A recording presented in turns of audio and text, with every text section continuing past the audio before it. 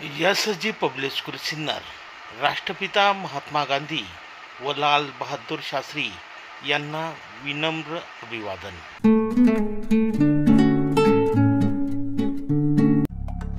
सत्य अहिंसेचे धडे दिले जगतास, सत्य अहिंसेचे धडे दिले जगतास। कोटी कोटी वंदन करते मी बापू तुम्हास, कोटी कोटी वंदन करते मी बापू तुम्हास। महात्मा गांधींना वंदन करून मी आजच्या कार्यक्रमाला सुरुवात करते। आज 2 ऑक्टोबर म्हणजे महात्मा गांधी व लाल बहादूर शास्त्री यांची जयंती। त्याच निमित्ताने आज आम्ही 8वी वर्ग तुमच्यासमोर काही भाषण सादर करत आहोत। छान असते अध्यक्ष म्हणजेच कार्यक्रमाची पंचप्राण असते, अध्यक्ष म्हणजेच कार्यक्रमाची शान असते, अध्यक्ष म्हणजेच कार्यक्रमाची पंचप्राण असते।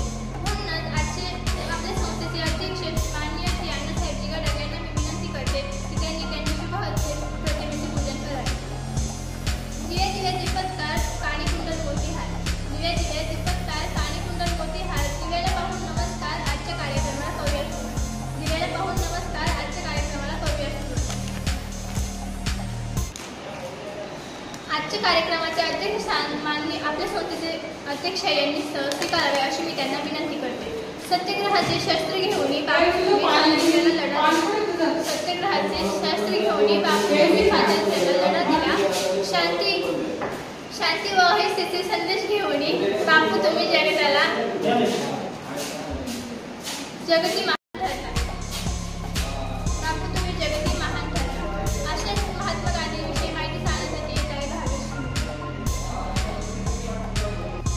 जीवन जगले देशासाठी, देशच होता त्यांचा प्राण। जीवन जगले देशासाठी, देशच होता त्यांचा प्राण। स्वतंत्र केली भारत माता, बापू तुम्ही साऱ्या जगात मान, बापू तुम्ही साऱ्या जगात मान। सन्माननीय व्यासपीठावरील मान्यवर व पूज्य गुरुजन वर्ग माझ्या बालमित्रांनो, आज 2 ऑक्टोबर रोजी महात्मा गांधी जयंती आपण दरवर्षी मोठ्या उत्साहाने व आनंदाने आपल्या संकुलात साजरी करतो। आजच्या दिवशी श्री महात्मा गांधी यांचा जन्मदिवस आहे। त्यांचा जन्म 2 ऑक्टोबर 1869 रोजी गुजरात येथील पोरबंदर येथे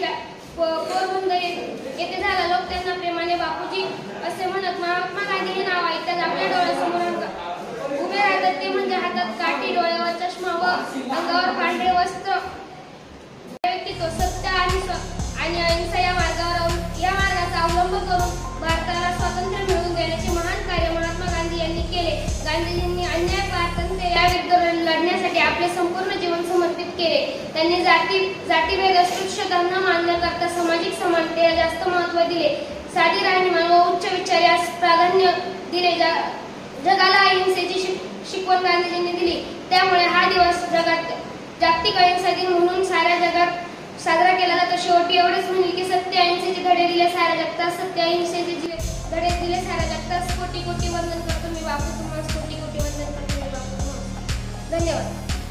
महात्मा गांधी हे एक विचार नसून, एक व्यक्ती नसून एक विचार आहे, एक अजरामर विचार आहे। अशाच एका थोर व्यक्तीविषयी सांगण्यासाठी येत आहे अनुष्का मुखर्जी। नमन स्वीकारा आमचे बापू तुम्ही महात्मा, नमन स्वीकारा आमचे बापू तुम्ही महात्मा। भारताच्या भवितव्यासाठी तुमचा आभार, तुमचा आभार। आदरणीय व्यासपीठावरील गुरुजन, वंदनीय गुरुजन वर्ग व येथे उपस्थित माझे मित्र मैत्रिणींनो, सर्वांना माझा नमस्कार। माझे नाव अनुष्का गणेश कोकाटे। आज आपण महात्मा गांधी यांची जयंती साजरी करीत आहोत। महात्मा गांधी हे भारताच्या स्वातंत्र्य संग्रामाचे प्रमुख नेते होते। महात्मा गांधी यांचा जन्म 2 ऑक्टोबर 1869 रोजी गुजरातमधील पोरबंदर या गावी झाला। त्यांचे पूर्ण नाव मोहनदास करमचंद गांधी असे होते। महात्मा गांधीजी मॅट्रिकची परीक्षा पास झाल्यानंतर पुढील शिक्षण इंग्लंडमध्ये घेतले। त्यांनी सत्य, अहिंसा, शांतता व स्वदेशीचा स्वीकार करून भारतीय जनतेचे ऐक्य वाढवले। महात्मा गांधीजींनी साधी राहणी व उच्च विचार या तंत्रांचा अवलंब मिळवला। महात्मा गांधीजी हे त्यांच्या उत्कृष्ट कार्यामुळे संपूर्ण विश्वासाठी सदैव वंदनीय व आदर्शवादी आहेत। अशा या महान राष्ट्रपित्यास माझा कोटी कोटी प्रणाम। जय हिंद। नमन स्वीकारा आमचे बापू तुम्ही महात्मा, नमन स्वीकारा आमचे बापू तुम्ही महात्मा। भारताच्या भविष्यासाठी तुमचा अमर आत्मा, भारताच्या भविष्यासाठी तुमचा अमर आत्मा। आदरणीय व्यासपीठावरील मान्यवर वंदनीय गुरुजन वर्ग मित्रांनो, सर्वांना माझा नमस्कार. माझे नाव आसावरीचे शिक्षक आहे. आपण आज महात्मा गांधी जयंती साजरी करत आहोत. महात्मा गांधी हे भारताचे थोर नेते होते. त्यांचे पूर्ण नाव मोहनदास करमचंद गांधी हे होते. महात्मा गांधी यांचा जन्म 2 ऑक्टोबर 1869 रोजी गुजरातमधील पोरबंदर या गावी झाला. त्यांच्या वडिलांचे नाव करमचंद व आईचे नाव पुतळाबाई असे होते. वयाच्या 13व्या वर्षी त्यांचा विवाह वल्लभसबा यांच्यासोबत झाला. महात्मा गांधी मॅट्रिक परीक्षा पास झाल्यानंतर पुढील शिक्षण इंग्लंडमध्ये घेतले. तेथे त्यांनी करवंते बॅरिस्टर बनले. कुठे ते आपले मायदेशी भारत परतल्यानंतर भारताच्या स्वातंत्र्यासाठी लढले. एवढे बोलून मी माझे 2 शब्द सांगत होते. धन्यवाद.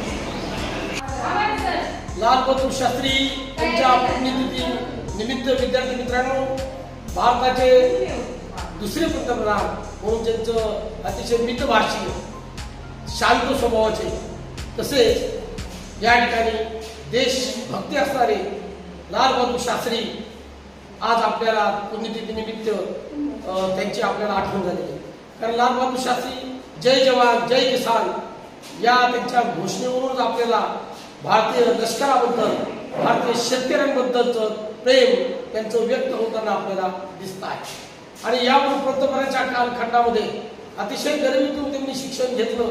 एवढंच नाही, ते कधी नदीला पूर आला, पैसे नसले नावीतून जाण्यासाठी, तिथे स्वतः पोहत जात, एवढं जिद्द, चिकाटी आणि शांत संयमी व्यक्तिमत्व लाल बहादूर शास्त्री म्हणून आपल्याला लागलं. आणि त्याचबरोबर ह्या ठिकाणी त्यांनी श्रीवास्तव हे त्यांचं पूर्वीचं आडनाव होतं, परंतु काशी विद्यापीठामधून त्यांनी या ठिकाणी शास्त्री ही पदवी घेतल्यामुळे त्यांनी आपल्या नावासमोर सुद्धा शास्त्री पदवी लावलेली. आणि याचबरोबर भारताचे पंतप्रधान असताना भारत पाकिस्तान करार असेल, त्यामध्ये संयमी शांतपणे अशा पद्धतीने देशाचे प्रश्न सोडवायचे, 2 देशांमधला तणाव कमी करायचा, अशा प्रकारचं त्यांचं धोरण होतं. आणि दोन्ही शत्रू राष्ट्राला आणि मित्र राष्ट्राला दोघांनाही बरोबर घेऊन ह्या ठिकाणी शांततामय करार पद्धतीने देश कारभार करण्याची त्यांची स्वभाव होता.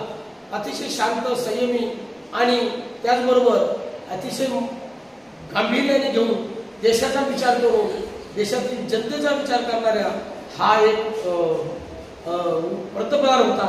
आणि म्हणून शास्त्रीजी यांच्याबद्दल लहान मूर्ती पण कीर्ती महान, अतिशय कार्य, देशसेवा, राजकारण, शुद्ध राजकारण आणि त्याचबरोबर एक या ठिकाणी देशाबद्दल असणारी अपार श्रद्धा आपल्याला लाल बहादूर शास्त्रीमध्ये दिसते.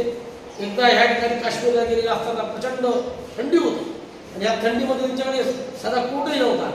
अशा वेळी जवाहरलाल नेहरूंनी त्यांना कोट दिलेला आहे आणि कोट घालून त्यांनी भारत आणि काश्मीरचा प्रश्न शांततामय पद्धतीने सोडून या ठिकाणी देशातला तणाव कमी केलेला. अशा पद्धतीने मुत्सद्दी आणि शिक्षित आणि समाज केंद्रबिंदू मानून राज्यकारभार करणारा अतिशय चांगल्या विचाराचा मितभाष्य असा पंतप्रधान आपल्याला लाभला. आणि त्यांची पुण्यतिथी निमित्त या ठिकाणी आपण त्यांच्या गुणांची पारख करू, आपल्या जीवनात काही आणता येईल असे चांगले गुण याचा विचार आपण करूया आणि पुण्यतिथी निमित्त त्यांना विनम्र अभिवादन करूया. सर्व मान्यवर व तुम्ही आमचा आजचा कार्यक्रम शांतचित्तेने ऐकून घेतला त्याबद्दल मी तुमचे आभारी आहे. तसेच माननीय अध्यक्ष साहेब यांनी येऊन आपल्या कार्यक्रमाची शोभा वाढवली तसेच त्याची आभारी आहे. आणि हा कार्यक्रम